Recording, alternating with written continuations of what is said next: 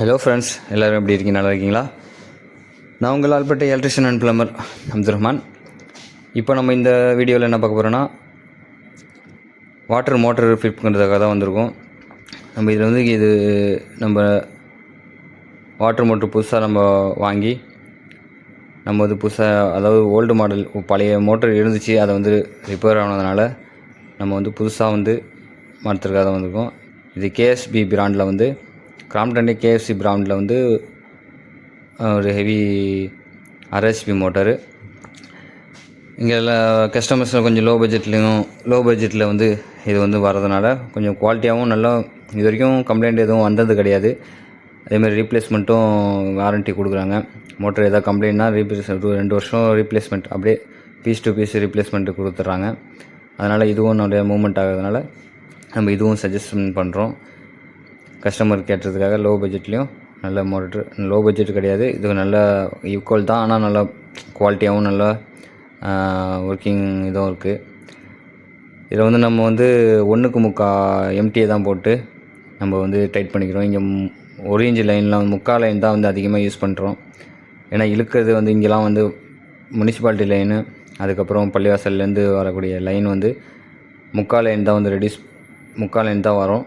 அதுலேயே நம்ம 3/4 line pressure இழுத்து டேங்குக்கு அவுட்புட்டுக்கும் 3/4வே நம்ம யூஸ் பண்ணால் மோட்ரு எந்த கம்ப்ளைண்ட்டும் வராமல் கொஞ்சம் அதிக நாள் யூஸ் ஆகும். சில கஸ்டமர் சில அது எங்கள் ஏரியா இல்லாமல் அடுத்ததெல்லாம் சில ப்ளம்பர்ஸ்லாம் 1 இன்ச் அவுட்புட் கொடுக்குறாங்க. 1 இன்ச் அவுட்புட் கொடுத்தா நம்ம அதிகமாக அது தள்ளுறது மேலே தள்ளுறது, அதாவது டேங்குக்கு ஏற்றுறதுனால மேலே தள்ளும் போது ஆர்ஹெச்பி ரொம்ப ஒர்க்லோடு அதிகமாக இருக்கும் அதுக்கு. அதனால் நாளடைவில் ஒரு வருஷம் இல்லை 2 வருஷத்தில் அது ஃபால்ட் ஆகிறதுக்கும் நிறைய சான்ஸ் இருக்குது. அதுவும் இல்லாமல் சீக்கிரம் ஸ்லோவாக தண்ணி ஊற்றுற மாதிரியே ஒரு சுச்சுவேஷன் இருக்கிறதுனால நம்ம 3/4 லைன் போட்டால் அவுட்புட்டு மோட்டர்லேருந்து அவுட் ஆகிறது 3/4 டேங்குக்கு இன் ஆகிறது. 3/4 லைன் போட்டால் 3/4 வாட்ரு போட்டால் இன்னும் லைஃப் எக்ஸ்ட்ராவும் சீக்கிரமாகவும் தண்ணி ஏறும். ஏன்னா எவ்வளோ ஹோல்ஸ் கம்மியாக இருக்குதோ அதுகளுக்கு சீக்கிரம் தண்ணி ஏறும். அதனால் முடிஞ்ச வரைக்கும் 3/4 லைனையும் யூஸ் பண்ணுங்கள்.